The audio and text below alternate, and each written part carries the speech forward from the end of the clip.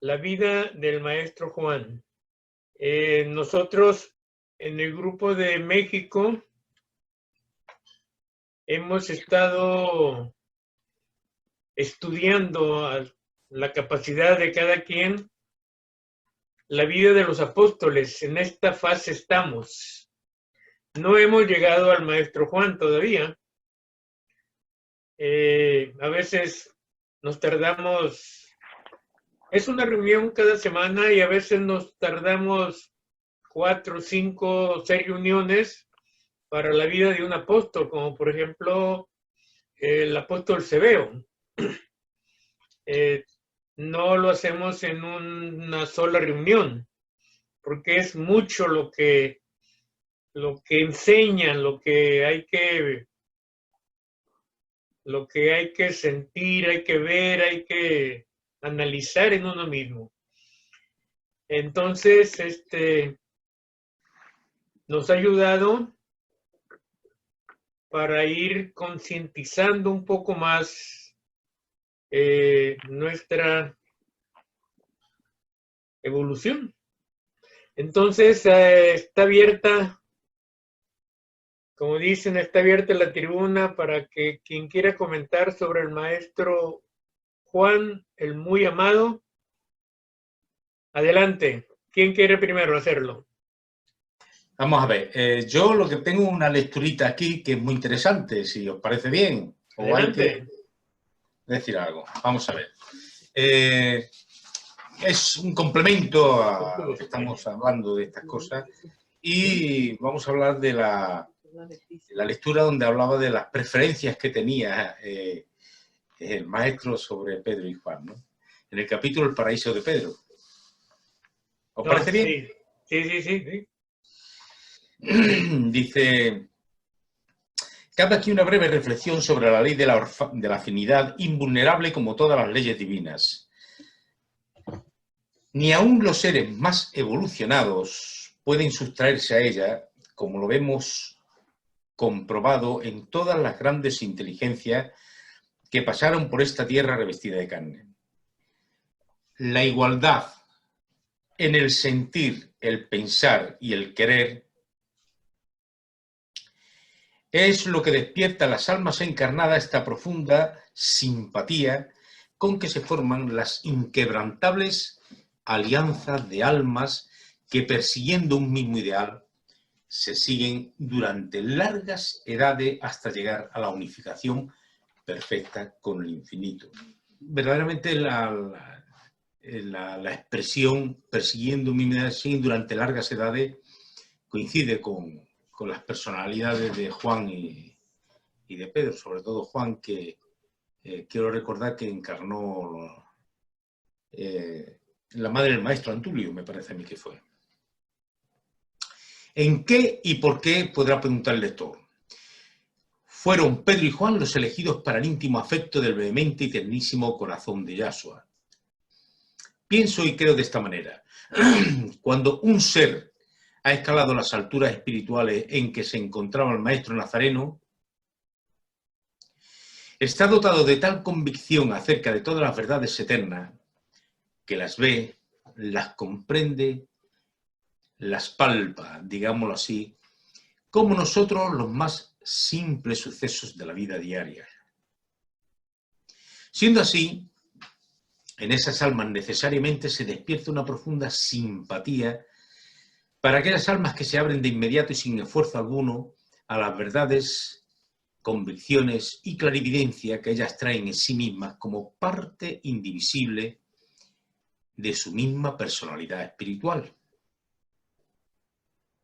Y estas cualidades las encontró el gran maestro en Pedro y en Juan desde el momento primero en que sus almas se encontraron. La filiación divina de Yahshua de Nazaret, o sea, la encarnación del Verbo Eterno en su persona humana, fue para Pedro y Juan, como para los tres sabios del Oriente, la estrella misteriosa que le guió hasta la cuna del Cristo encarnado. Jamás dudaron de que en él estaba encarnado el Cristo, el hombre luz, el enviado divino que los profetas de Israel habían anunciado desde 6 siglos atrás. Cuando el maestro les hablaba en símbolos o comparaciones y los demás oyentes se trababan en discusiones porque no podían llegar al fondo del pensamiento suyo, Pedro y Juan eran los únicos que jamás pusieron en duda ni vacilaron en aceptar lo que el maestro había manifestado en sus enseñanzas privadas o públicas. ¿Cómo hemos de comprender esto?, preguntábanse todos ellos cuando el maestro dijo un día: yo soy el pan y el vino para vosotros, y si no coméis de este pan y bebéis de este vino, no tendréis vida en vosotros. Y Pedro y Juan calmaban las disputas y las inquietudes con la suavidad de su persuasión inquebrantable. Él quiere decir que, como nos es necesario el pan y el vino en nuestra mesa, así nos es necesario Él, como luz para nuestra senda, como fuerza para andarla con justicia y rectitud. Y cuando en una hora de incertidumbre a causa de las luchas con los adversarios poderosos que entorpecían su camino, el maestro preguntó a los 12 reunidos: ¿y vosotros, quién pensáis que soy yo? Pedro saltó como una chispa de fuego. Tú eres el Cristo, Hijo de Dios vivo. Y Juan, con más fuerza interna que de palabras, cayó de hinojos ante él y se abrazó a sus rodillas, significación manifiesta de adoración a la divinidad representada en él. De esta manera he comprendido siempre el afecto de preferencia que el Divino Maestro tuvo para Pedro y Juan. Yo creo que esta manifestación es fácilmente comprensible sin necesidad de tener que se tenga que levantar celos o envidias o qué sé yo, porque esto, porque lo otro. Yo lo veo clarísimo en cuanto a que el seguimiento de estos dos apóstoles hacia la personalidad del maestro fue seguida por mucha vida y algo dentro de ellos siempre resaltaba a esa atracción magnética que tenía el maestro y esa afinidad inquebrantable hacia los dos y el amor que tenían, lógicamente. Entonces, con esto no quiere decir que el maestro, lógicamente, repudiaba o quitaba, no, los otros apóstoles tenían también su lugar en el estado, en la plataforma donde estaban los apóstoles, pero lógicamente con matices personales que sin necesidad de tener que ser despectivo ni peyorativo ni nada, sino sencillamente es el seguimiento, como dice la obra, de vidas anteriores, pues le hacía más unión al maestro que el resto de los apóstoles y de la gente. Pero vamos, que verdaderamente después demostraron ellos dos que fueron los únicos fieles, casi los únicos fieles, reales y auténticos, genuinos al maestro en el diálogo que tienen después Juan y Pedro, que es muy interesante. Si queréis lo que lo pueda leer alguien, porque la verdad es que ahí es donde se manifiesta, donde se vuelcan el uno en el otro por todas las barbaridades que estaban sufriendo o se estaban sucediendo en Jerusalén, en Israel y todo eso, ¿no? Pero el tema mío principal era saber las afinidades que tenía el maestro con Juan y con Pedro, que la verdad a mí verdaderamente lo que me hace es ser más entrañable todavía, porque comprendo perfectamente el amor que les tenía, ¿no? Y lógicamente es lógico que no hubiera diferencia entre ellos, pero sí ese elemento de distinción. Gracias, Vicente. Gisele de Costa Rica. Adelante, Gisele. Buenas tardes, buenas noches para la gente del continente allá. Mi nombre es Oscar, soy de Costa Rica, soy el esposo de Giselle. quisiera hablarles un poquito sobre Juan el Amado. Lo que recuerdo de la obra, el primer momento donde Juan aparece es en un trayecto en el cual pues la familia de Jesús, María y otros más iban en caravana. La madre de Juan estaba por dar a luz, y en ese momento empezó una inquietud muy grande de Yahshua, porque él sabía que en ese nacimiento venía alguien muy esperado para él. No era más ni menos que la encarnación del profeta Samuel. Y ahí transcurre la vida.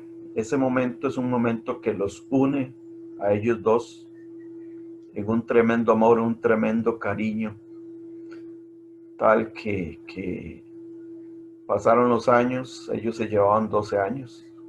Yahshua tenía 12 años en el momento del nacimiento. Pasaron los años y él pasó a ser parte de sus apóstoles. En esta época como apóstol, por encima de todo, pues él era un protegido, era un amado de Yahshua. Todos eran ya adultos y él era un jovencito. Entonces, obviamente lo iban a cuidar, lo iba a ver muy de cerca Yahshua. Y entonces, el gran impacto para Juan es al momento en que el maestro muere por toda la situación que ya conocemos. Y entonces Juan se queda totalmente perdido porque él no conocía una vida sin el maestro. Él creía que la vida era eso y que siempre el maestro iba a estar ahí para protegerlo. Él no había concebido nada, nunca en ningún momento que el maestro no estuviera a su lado. Y él queda como perdido. Y ese perderse, de no entender, de no comprender, como a muchos de los discípulos, a Juan le llevó 10 años. 10 años tener un encuentro nuevamente. 10 años en que él no despertaba, 10 años en que era cuidado por su familia, 10 años en los cuales su familia temía lo peor, que él inclusive se tirara al mar y atentara contra su propia vida, porque ellos mismos percibían el vacío que había en Juan.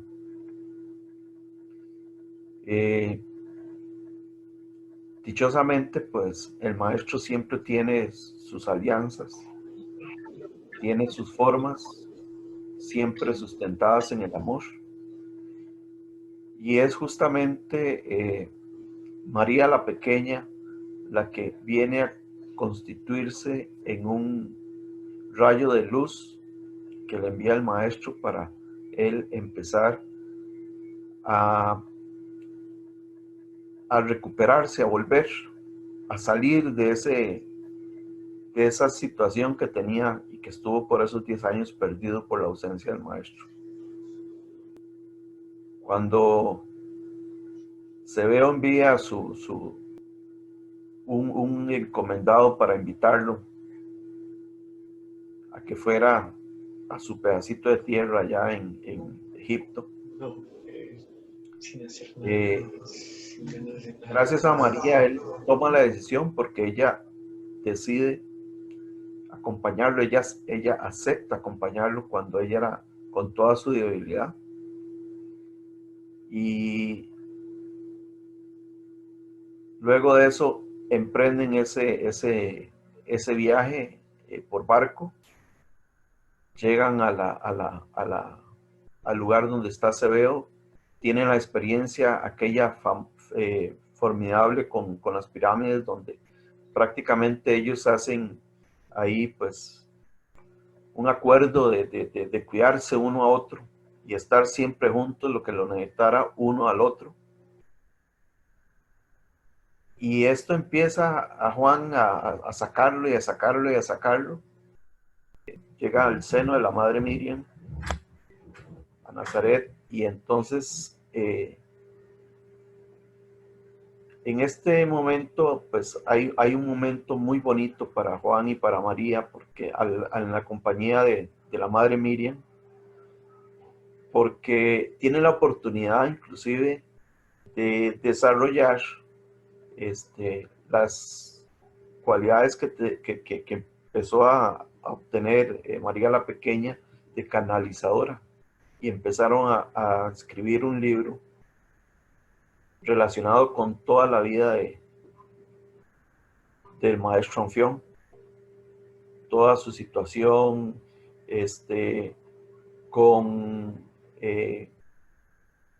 su futura esposa, lo que fue su esposa, y todo este problema que se dio con el hermano. Ahí sigue, pero a final de cuentas, María de alguna forma había pactado, María la Pequeña había pactado, que a un plazo dado de muerto el maestro, ella también se iría. Y en un suspiro, una tarde, ella murió. Ahí empieza una nueva fase para Juan, de soledad, pero entender que nunca iba a estar solo, porque el maestro mismo se lo había indicado, y él, todo este paso con María de compañera, pues eso le quedó muy claro, era parte de sus conversaciones. El maestro nunca los dejaría. Y ya, bueno, viene todo lo de la isla de Pasmos, que aquí, a sinceridad,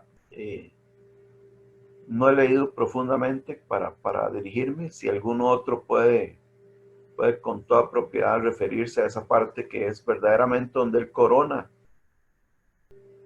su función o su objetivo de maestro, donde él canaliza y donde él viene a coronar su apostolado.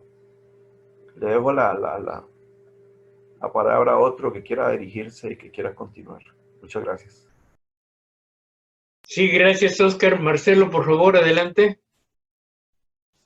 Hola, buenas tardes otra vez. Yo lo que quería, hablando de lo que decía Vicente, era un poco, cuando hablaba de la relación que tenían con el maestro, Juan y Pedro, recuerdo cuando el pasaje donde ya es la hora, que el maestro les dice a Simón y a Juan, cuando les llama, y ellos se quedan sorprendidos, como Juan dice, ¿cómo me eliges a mí? ¿No? Como si soy tan poca cosa. Y voy asociándolo un poco en lo que me pasó a mí cuando empecé a conocer a Hugo y a las personas de Fraternidad Cristiana, ¿sí? Todos vosotros, los que os conozco personalmente, esa sensación, sí, esa vibración de cercanía y de afinidad. Cuando los lleva con la barca y les dice, les explica, dice, porque habla cuando Antulio explicaba a Walquiria, su madre, pues le explicaba, y él dice, y ella le contesta, mira, no entiendo mucho lo que me estás diciendo, solo sé que te amo. Juan contesta, yo es lo único que puedo decirte, solo sé que te amaré, te amaré. Le dice el maestro.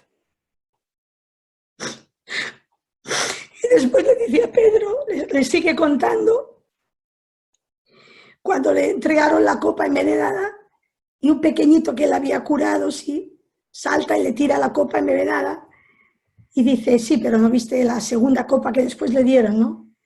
Y Pedro dice, y yo 1000 veces lo haría, 1000 veces. Entonces él sigue y dice, bien, buscaba unos personajes y ya los he encontrado, sí. Es como lo que decía Vicente, sí, ese vínculo que tenían como tenemos nosotros en vidas, que cuando conocemos a una persona y sentimos esa afinidad, como sentimos por la obra y por todos los que nos conocemos, ¿sí? Es algo que no se puede expresar, es algo que no se puede decir, es algo que se siente en el alma y que uno le tiene atado a lo que es la divinidad, ¿sí? Era un poco compartir esto con vosotros. Gracias, Nuria. ¿Alguien más? ¿Puedo yo? Sí, adelante. Bueno. Yo a mí me ha encantado mucho el capítulo El huerto cerrado de Juan. Me gusta mucho la conversación que tiene Leandro de Caria, el sacerdote de Osiris, con Juan, cuando va a visitarlos. Y hay un párrafo aquí que me llama mucho la atención. Dice, en el hondo vacío de tu corazón hubieras necesitado un amor, un ser que precisara de ti para vivir, que necesitara el calor de tu juventud, de tu fuerza, el fuego de tus ojos, la vibración de tu palabra para reanimar su agotamiento, su agonía. Entonces, todo tú hubieras revivido para transmitir vida, energía, fortaleza a ese otro ser. Claro, ahí yo entiendo muy bien lo que quiere decir Leandro de Caria, porque entiendo que si tenemos en nuestro interior una fuerza interior, un amor tremendo para dar, estar cerrado, no transmitir nada, no dar nada, no ayudar a nadie, eso te mata. O sea, yo entiendo que lo que tenemos que hacer es dar, compartir, ayudar a los que lo necesitan, transmitir esa vida que hay en nosotros. Entonces Juan se cerró completamente. Al no tener al maestro pensaba que ya no existía nadie más, pero tenía tanto para dar y no lo veía, ¿no? Y dice, entonces tú hubieras revivido. Dice, tú te pareces a Cebeo, como una gota de agua a otra gota. A él le hubiera pasado igual si la bondad divina no hubiera hecho brotar en su camino humildes flores silvestres que sin riego de su ternura hubieran perecido irremediablemente. Efectivamente, Cebeo tuvo la suerte de que tuvo que ayudar a todos los esclavos que había allí en Egipto, y él tuvo la oportunidad de renacer, de dar todo su amor, de abrir su corazón y ayudar a mucha gente.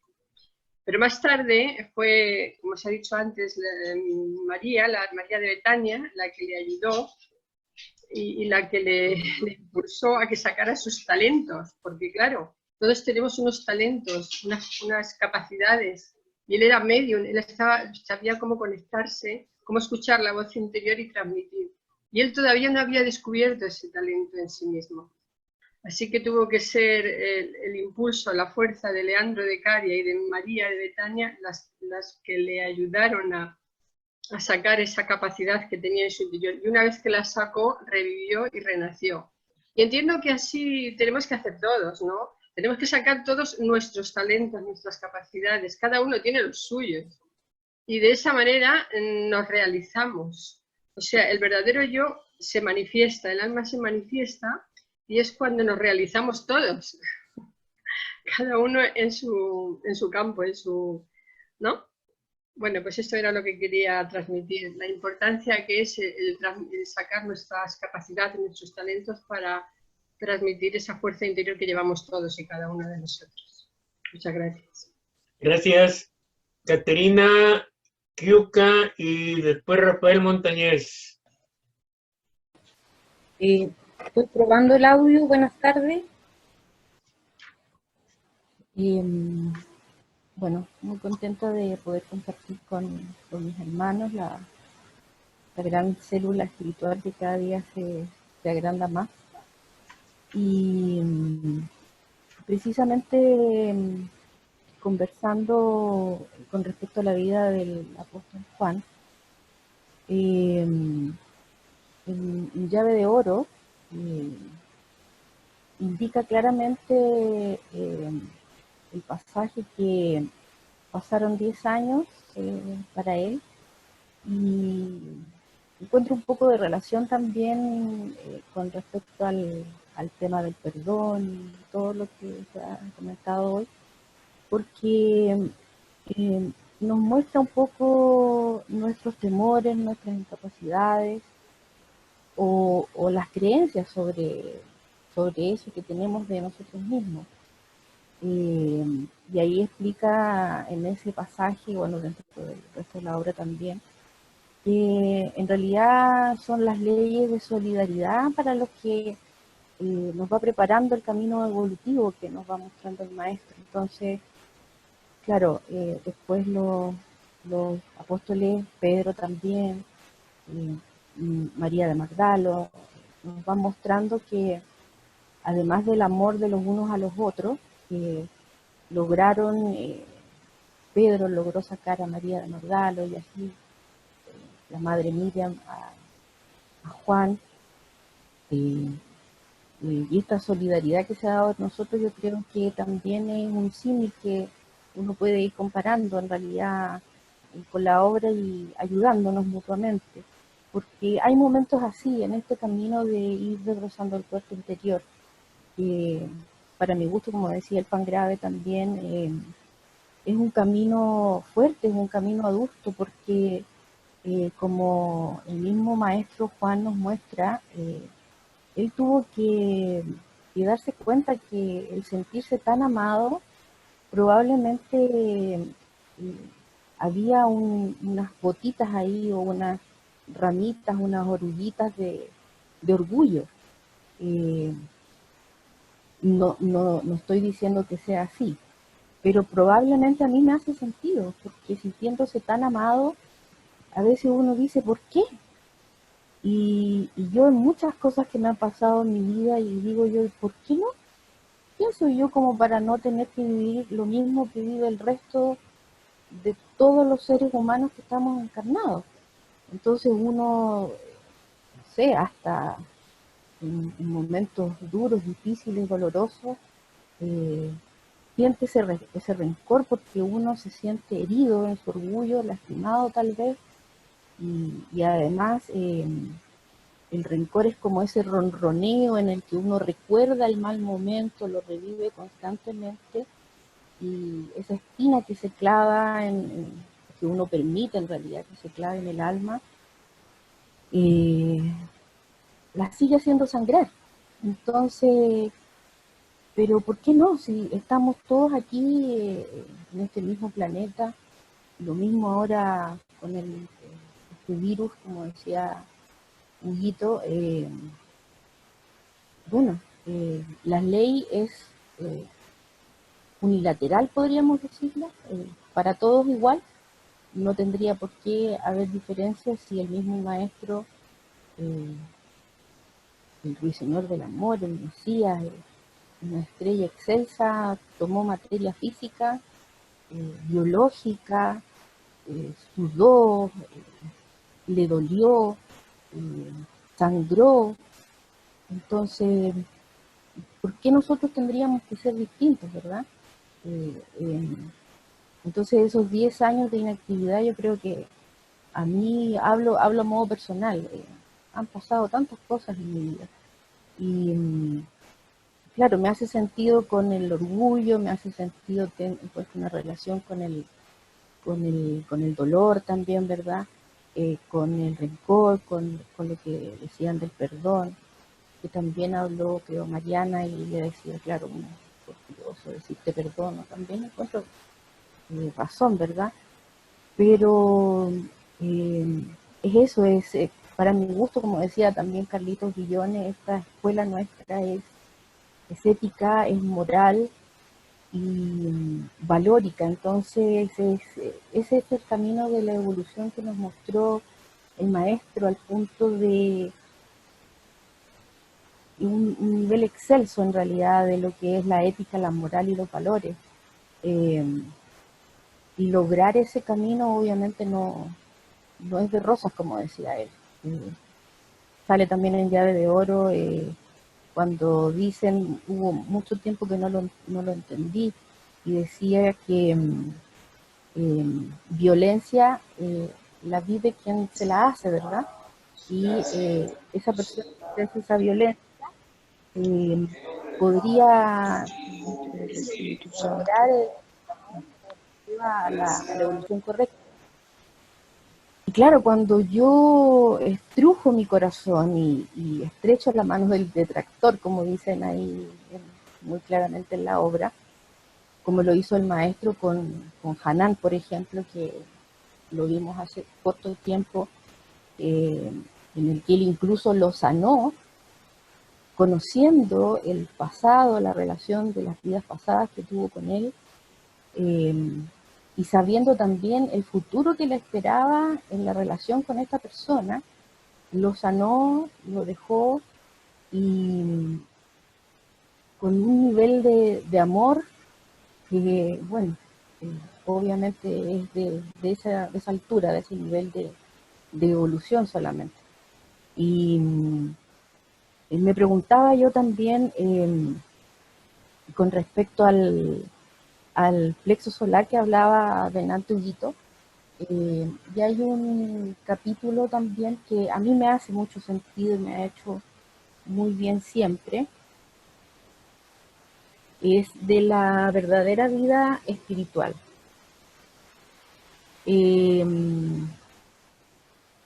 Como hablaban de ustedes hace poco, no recuerdo quién, pero es eso de compartir, aquí habla el maestro Hilarión, y es un capítulo muy lindo en donde el maestro Hilarión expresa que el maestro nos enseña que si nosotros intentamos amar como él podría hacer su morada en nuestro corazón. Pero, ¿qué significa eso? O sea, es algo tan grande poder hacer en esta pequeñez humana que somos una morada para que él pueda vivir ahí. Yo lo encontraba, no sé, para mí evolución descabellado a veces. Entonces, releyendo, estudiando, extractando hasta los más pequeñitos conceptos, uno se va dando cuenta que es una ganancia. Y la vida espiritual que nos invita el maestro en realidad es simplemente mantenernos en la meditación, en la oración. Ya muchas veces él nos ha repetido que ya no es tiempo de construir oficios, templos, y los que estamos en esta cambio de conducta, de cambio de valores, o mejor dicho, mejoramiento, haciendo transformación o transmutación, como dicen algunas personas también, como es arriba es abajo, la energía no se destruye, solo se transforma, como dicen en la ciencia. Entonces, esa transformación, hacer evolucionar todo ese poder que nos han entregado, ¿verdad? Que nos hace semejantes al maestro, es a través de la oración, no con prédicas ni nada por el estilo, pero con nuestro ejemplo, y a través de la meditación, como él lo hacía en la soledad, es el camino que nos muestran acá, incluso los mismos apóstoles, sobre todo el maestro Pedro, Juan, donde en estas experiencias de soledad y de oración directa, sin pensamientos, como dicen, de otros, sino uno ahí, desnuda el alma ante lo que realmente somos, ante la divinidad, porque vivimos en Dios, respiramos esto que es Dios, o sea, fuera de nosotros, dentro de nosotros, es el concepto humano, porque en realidad cada célula, cada molécula es Dios. Vivimos gracias a Él, somos Él, la unidad es absoluta, solamente que pareciera que en el transcurso de la evolución nos vamos dando cuenta, nos vamos acercando a ese concepto de unidad que lo sentimos tan separado a veces. Entonces acá hay un ejercicio que dice cómo uno puede tener el parámetro claro de tener contacto cuando ha tenido contacto con la divinidad, ¿verdad? Pero es muy cortito el concepto que quería transmitirles que a mí me cambió realmente la vida cuando lo conseguí. Dice, la verdadera vida espiritual, conoceréis que habéis tenido trato íntimo con la divinidad cuando salgáis de vuestra alcoba solitaria, donde habréis realizado esta meditación. Conoceréis, digo, que la divinidad ha estado presente a vuestro lado y que las presencias invisibles han acompañado vuestra meditación. Y Dios ha penetrado en vuestro íntimo yo, que sois una misma cosa con Él, cuando al salir de esa meditación os sintáis más tolerantes con los defectos de vuestro prójimo, os sintáis más llenos de amor para todos, con más deseos de renunciamientos a las pequeñas cosas volubles y fugaces de la vida.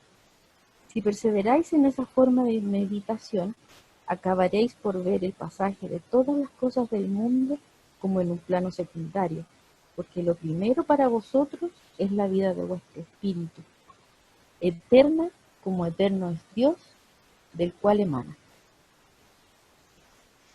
Bueno, eso nada más. Muchas gracias, Katy. Muchas gracias. Kiuka, por favor, y después Rafael Montañez. Quería compartir el sueño de Tres Marías. Dos parrafitos que los voy a leer porque yo no los explicaría tan bien. Y en la noche de un 28 de marzo, sale otra vez la fecha, del año 12 después del Divino Maestro, Miriam, María de Magdala y María de Betania tuvieron el mismo sueño. Y las Tres Marías, sumidas en meditación a la misma hora, se encontraban en un plano de luz del cielo de los amadores, a una de cuyas legiones pertenecían. Las tres almas, tomadas de sus manos intangibles, formaron un triángulo, símbolo de todo pacto que no se rompe. Y se comprometieron las tres a fundamentar el apostolado cristiano de todas sus vidas terrestres, en tejer lazos de unión y de amor entre los amantes del Cristo ungido de Dios, que ellas habían amado tanto. Pero con su carácter cerca, y la dulce madre del Verbo de Dios solía repetir desde entonces a sus dos compañeras de aquel sueño: como estas tres estrellas fijas que vivirán tanto como los cielos de Dios, debe ser nuestro sagrado pacto de unir siempre a los amigos de Yahshua en torno a su corazón. Con este sueño estoy como preparando el tema que voy a presentar mañana, que ahora sé quién me lo inspiró, lo acabo de descubrir al leer este párrafo. Como ellas pues nos han ido acercando de una manera o de otra desde el plano espiritual para que nos podamos encontrar las almas afines. Y el otro párrafo dice: y así se fue la pequeña María, como un suspiro de la tarde, cuando el sol se escondía en los velos de un ocaso otoñal. Era una hoja más que volaba, llevada por el viento de la ley, que a su hora deshoja árboles y vidas. Un dolor grande pero sereno desbordó en todos los corazones. Era un lirio del paraíso, decía alguno, y nuestro maestro lo ha trasplantado en su jardín. Era un ángel desterrado, decía otro, y los ángeles del Señor vinieron por él. Era un cirio del altar, añadía un tercero, y se ha consumido ardiendo. Este último estaba en la verdad exacta y no figurada por un hermoso símbolo. De dar amor, esperanza y fe a cuantos le rodeaban. Era su hora. Solo Juan no decía nada. No pienses necedades, Juan, porque no soy planta sin riego, ni fuente sin agua, ni lámpara sin aceite. Prepara muchas carpetas, porque ahora seré la mensajera del Maestro para ti. Y verás qué agua, qué aceite me da Él para que des luz a este mundo como 100 lámparas juntas ardiendo al mismo tiempo. Espérame todos los días al amanecer en nuestra glorieta del Rosal. Y así fue como el alma de Juan comenzó una era nueva, como si la vigorosa vida espiritual de su tierna amiga se hubiese transmitido toda a él por un prodigio maravilloso de amor. Gracias, Cuca. Rafael, por favor, y después Marcelo. Vale. Yo quería retomar esa faceta tan característica de Juan, que es el amor. Podemos decir que Juan era el amado y también era el amante.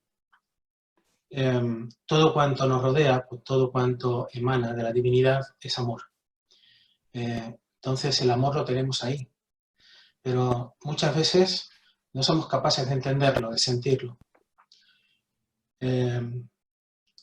Llegó un momento en que Juan estuvo incluso pensando en el suicidio.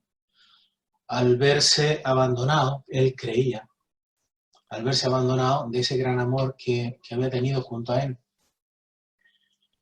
Yo de alguna forma, pues también he tenido mi época, y me imagino que muchos, de no encontrar ese amor a pesar de que lo tenía junto a mí, de que me envolvía. Me envolvía de formas en que yo no lo entendía, de forma en que yo no los comprendía, y me sentía abandonado del amor. Juan me hizo entender como un gran ejemplo que el amor no podemos estar esperándolo en algo. El amor tenemos que vivenciarlo nosotros. El amor tenemos que vivirlo desde nosotros, tenemos que sentirlo, conducirlo, alimentarlo nosotros. Cuando tenemos la suerte de tener a alguien cerca que nos brinda su amor incondicional, lógicamente nos nutre, nos eleva, pero no podemos aspirar a estar eternamente así. Eso que estamos recibiendo es un elemento de aprendizaje, es un elemento de sensibilización, de toma de conciencia. Es algo que tenemos que después transmitir con la misma nitidez, o al menos hasta donde seamos capaces, con que lo hemos recibido nosotros. Ser apóstol del Maestro no implica disfrutar de unas enseñanzas maravillosas, de una liberación de espíritu, de una pérdida de miedo ante la muerte, porque nos dice que la vida continúa, sino que, como decía antes Hugo, el compromiso, eso que yo tengo tan presente, el compromiso de transmitir ese amor, de vivirlo dentro de nosotros, no esperar que nos venga de fuera, sino ser capaces, en la medida en que podamos, de hacer emanar ese amor dentro de nosotros, transmitirlo, expandirlo, hacerlo consciente. En una palabra, colaborar en la obra del Maestro. Gracias. Marcelo, por favor. Yo solamente quería aportar que la vida de Juan, la vida es el discípulo pequeño, ¿sí? Es el hermano pequeño que todos tienen, ¿sí? Que los 12 tienen, que los 11 tienen, ¿sí? Al que todos aman, al que llega al corazón, al que todos quieren cuidar, porque es el más pequeño de todos, ¿sí? Sin embargo, para el Maestro es como un remanso donde él puede descansar cuando no está con los esenios, cuando no está con los hermanos del Cuarantana, del Tabor, del Hermón, ¿sí? Encuentra en Juan un alma que le comprende, que le siente, donde él puede reposar. En ese dar y recibir, ¿sí? Hay una simbiosis muy grande como la hay con Pedro, ¿sí? Fijaos que en quizás una de las más grandes manifestaciones que tiene el Maestro, que es la de la transfiguración, es acompañado de Juan y de Pedro y de Zebeo, ¿sí? Almas que le eran completamente afines a su corazón. No es que amara menos a los otros, clarísimamente que no, pero con algunas almas tienes más afinidad, sencillamente por el simple hecho de que comprenden tus necesidades sin la necesidad de una palabra, sencillamente por el simple hecho de estar. Y Juan estaba y se arrodillaba a los pies del Maestro, y el Maestro le cogía la cabeza, y en ese acto sensible, sencillo, había una comprensión de almas, como pasaba con Pedro. Cuando él no estaba, estaba Pedro, para todos los demás. Y el Maestro reposaba sabiendo quién quedaba. Es como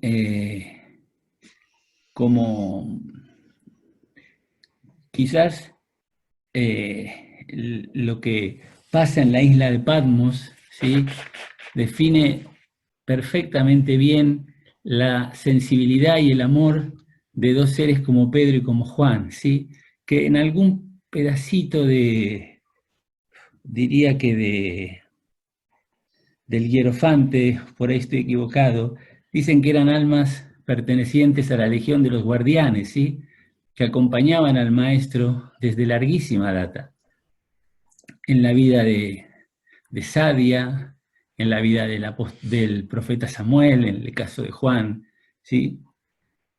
De Walquiria de Cerro de Oro, habiendo sido su madre. Digamos que la vinculación es muy grande. Y con respecto a lo que decía Hugo, ¿cómo era posible que almas tan vinculadas al Maestro como Pedro y como Juan, en la última encarnación, hubiera cosas que no supieran, que no entendieran, ¿sí? Habiendo estado tan vinculados al Maestro? En algún punto lo que siento es que la presencia del Maestro, todo, absolutamente todo, lo iluminaba. Y de repente se produce una oscuridad. Es la oscuridad total. Se fue. No está más. Y no es que se fue como se fue el maestro Baltasar. Se fue en la ignominia, clavado en una cruz, escarnecido. Y ellos vieron todo eso. Y en algún caso no pudieron hacer nada. ¿Sí? Y todo eso es absolutamente choqueante.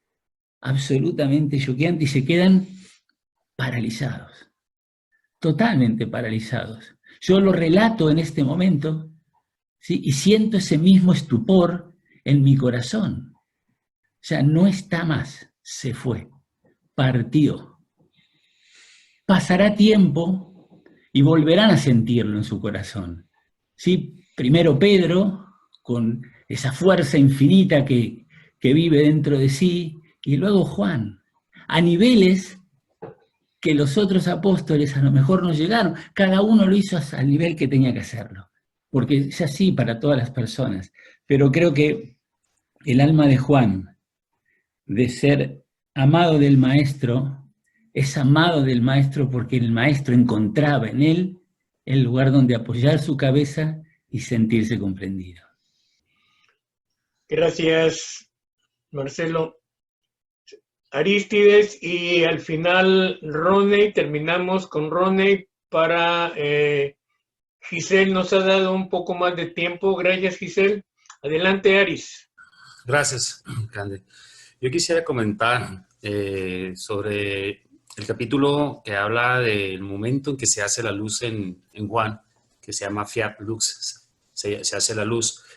Y en ese momento encontramos a Juan, pues en ese proceso de la oscuridad a la luz.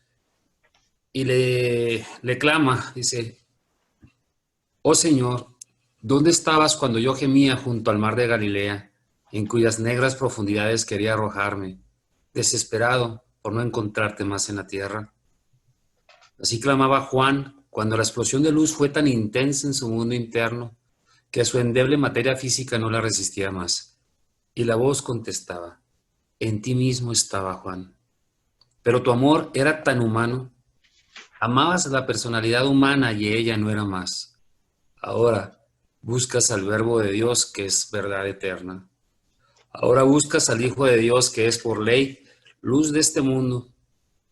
Ahora buscas la fuente de aguas vivas del amor imperecedero y eterno que ojos de carne no vieron, porque la carne es tiniebla que oscurece y solo el alma desprendida de la carne puede penetrar al santuario oculto de los secretos del Padre. Y el apóstol pensó y su pensamiento en silencio decía así, sácame, Señor, de la carne en que vivo y podré verlo y saberlo todo. Un súbito resplandor cegó la vista de Juan en la penumbra de su pequeña alcoba, sombreada de enormes pinos que gemían suavemente con el viento del atardecer. Fue el instante supremo.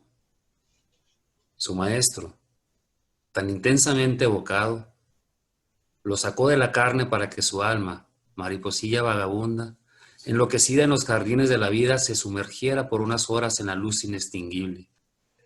Entre aquellas claridades, podía percibir como ilimitado panorama la vida gloriosa y perfecta en el bien, la justicia, la paz y el amor de aquellas purísimas inteligencias que unificadas con la eterna potencia son como ella misma, creadores de gérmenes que forman nebulosas, creadores de chispas que se convierten en mundos creadores de formas de vida en incontables millares que a través de edades y de ciclos forman reinos, especies, razas, vegetales, animales, humanos, para ir poblando los mundos de inteligencias planetarias que la inexorable ley de evolución transformará en luz, energía y poder en un día lejano, tan lejano.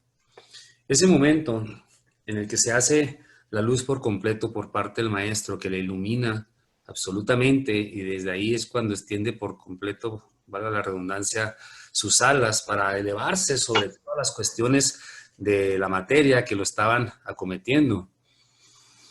Y en esas palabras donde le dice, cuando le pregunta que en dónde estaba, y el maestro le dice, en ti mismo. ¿Cuántas veces hemos preguntado nosotros mismos, ¿dónde está, Señor? Cuando hemos sido víctimas de injusticia o cuando vemos la maldad en el mundo, cuando pareciera que todo se derrumba sobre los pequeños grupos de almas que van siguiendo los pasos del maestro.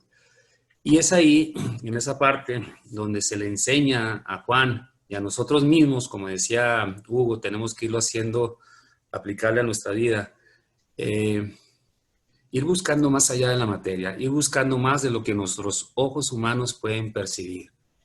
Buscar, encontrar la luz divina que pueda guiar nuestros pasos, tal y como sucedió con Juan, que desde ese entonces ya no buscó al maestro como tal, sino al Cristo que vino a redimir esta humanidad en forma definitiva de todas las ataduras que durante eras la habían sujetado al mal y que con el triunfo en la cruz nos liberaba para siempre a través de sus enseñanzas póstumas, que fue el más claro ejemplo del amor de las almas que aman por amar. Entonces, ese momento del Fiat Lux, hágase la luz, o se hizo la luz, es el momento en que nosotros debemos de dar ese salto que tanto hemos insistido en las últimas semanas para poder abandonar los caminos del mundo y confirmarnos en esos solitarios senderos que parten desde el umbral del portal del huerto interior de cada uno de nosotros. Ese sería mi comentario. Ronnie, adelante. Terminando, Ronnie, Giselle, empiezas, por favor. Gracias por tu tiempo. Ronnie, adelante. ¿Sí me escuchan? Sí. Ok, gracias. No, bueno, yo creo que ya los que iba a hablar creo que lo tocaron, pero no obstante, lo que quería decir de Juan era de que muy distante de la doctrina de Pablo, en las cuales los seguidores de Pablo, inclusive familiares del Divino Maestro, apoyaban a Pablo y no a Pedro ni a Juan, ya que se había corrido de que, bueno, que eran unos simples pescadores y que lo que tenían razón son los doctores teólogos, ¿no?, de la doctrina. Entonces, aún en esa corriente, en esa situación se establecen dos corrientes, ¿no?, a mi entender. Esa corriente del ritual externo, de las normas establecidas hasta estos tiempos, de las cuales el Divino Maestro no puso ningún tipo de norma, solo el amor, ¿no? Y que una persona que ame a su prójimo no robaría, no mataría, etcétera. Que no hace falta que haya normas, ¿no?, en este aspecto. Entonces, en esa doctrina veo que en Juan, con su compañero de soledad, pues sus discípulos en la isla de Pasmo, se consagraron a ese cultivo de su yo interior. Pero qué tan importante es saber la doctrina de Juan, ya que era uno de los más avanzados por su vejez de alma, ¿no? Lo veían niño o pequeño o joven por su parte física, pero era el más, en cuanto al alma, era el más avanzado. Entonces, hay una parte donde se relata que los discípulos querían estar con él en el oratorio, porque él se separaba y tenía esas hondas meditaciones y se conectaba y tenía toda esa comunicación con los seres de luz. Pero entonces esos discípulos, oye, pero te podemos acompañar en el oratorio. Entonces, él dice que sí, él accede, pero le da una pequeña introducción de cuál es el sentimiento y el pensamiento que deben de tener para poder vibrar y que esas inteligencias superiores se acerquen por ley de vibración, por ley de afinidad. Entonces, eso él lo relata cuando le dice: Maestro Juan, tu alcoba es demasiado pequeña, recibí vuestras visitas en el oratorio y las recibiremos contigo. Y complaciente el apóstol, en cuanto le fue posible, accedió a lo que su discípulo le pedía, aún a riesgo de que las visitas pudieran esquivar su presencia. Pero antes trató de ayudarlos a prepararse para esas extraordinarias recepciones, de las cuales es bien poco lo que en este plano físico se conoce. En primer término, les decía, necesitáis una mente limpia de todo pensamiento perturbador, lo cual significa paz, serenidad, tranquilidad absoluta. Si acaso tenéis un resentimiento, aversión o desconfianza respecto a alguno de vuestros compañeros, impediréis a las inteligencias elevadas y puras el acercamiento a nosotros, hasta hacernos sentir su presencia, si no visible a nuestros ojos de carne, por lo menos invisiblemente. Si padecéis un dolor físico, tampoco favorecéis las manifestaciones, porque ese dolor absorbería vuestra atención y vuestro pensamiento será tornadizo entre el mal que sufrís y el bien que deseáis. Esto quiere decir que debéis estar con vuestra mente limpia y serena, vuestro cuerpo sano y sin dolor alguno. Y la tercera condición necesaria era una aceptación firme, segura y sin vacilación, sin duda, de que las presencias que vienen de ese plano espiritual, una vez así preparados, son realmente venidas de la divinidad.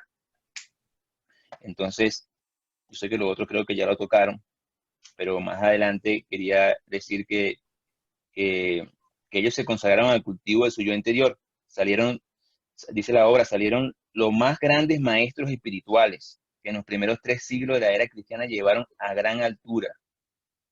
Pero fíjate que la clave es el cultivo interior, no de que, bueno, vamos a hacer 500 Padre Nuestro o 500 Ave María y con eso somos santos.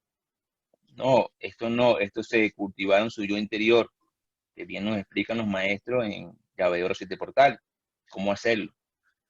Entonces, salieron los más grandes maestros espirituales que en los primeros 3 siglos de la era cristiana llevaron a gran altura el ideal divino traído por él desde los comienzos de su mesianismo en la tierra. El amor universal, los fervientes cultivadores del yo íntimo, los cultivadores del yo íntimo formaron legión en torno a esos maestros que sin ruidos ni propaganda exterior y en silencio meditativo, como los esenios, iban conduciendo las almas por el camino seguro del desprendimiento de goces materiales, de la abnegación en beneficio del prójimo, del desinterés absoluto en beneficio de todos y de ilimitada confianza en las promesas del amigo eterno. En el amor que os tengáis unos a otros, conocerá el mundo que sois mis discípulos. Si amáis como yo os amo, el Padre y yo vendremos a vosotros y haremos nuestra morada en vuestro corazón. Entonces, mucho más adelante, ellos se prometen, esos discípulos, se prometen volver para seguir regando la semilla, ¿no? Sembrada, y a renovar el aceite de las lámparas encendidas.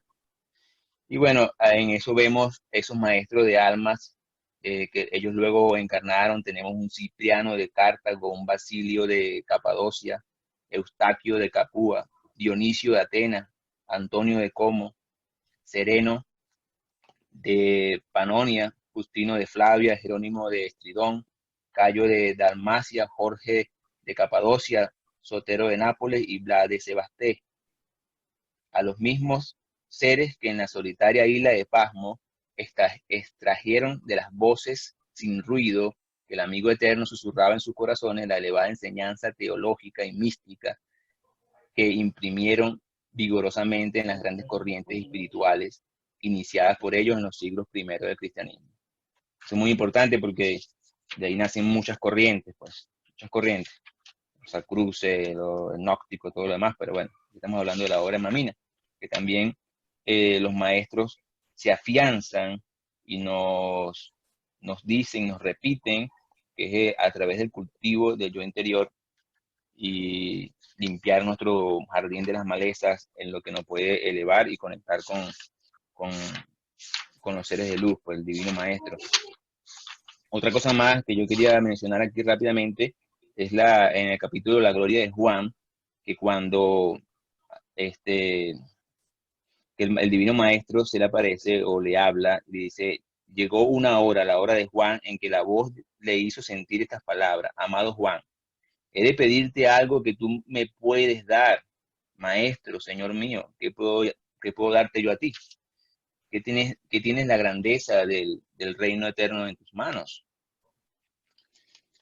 Esto lo toco porque creo que, no sé, una reunión que tuvimos anteriormente, creo que Joaquín habló de eso y que nos lo relatan los maestros en los libros de Llave de Oro 7 Portales, en la cual ya él dice que él es el Cristo, que los Mesías son uno, están unificados. Entonces, esa visión del antropomórfico, de verlo de forma antropomórfica, hay que irla cambiando, ¿no? A mi entender. Por eso le dice él a Juan, y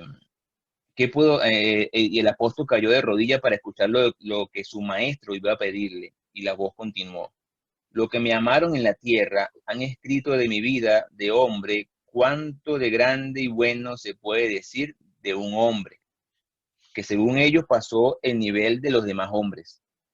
Yo quiero que tú escribas sobre el verbo de Dios.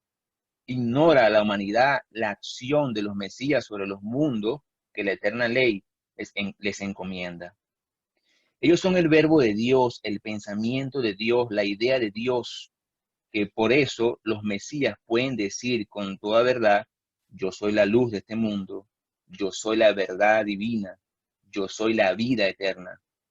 Escribe Juan sobre el verbo de Dios y el pensamiento de Dios será contigo. Es grande para meditar todo esto, pues. Muchas gracias. Gracias a ti.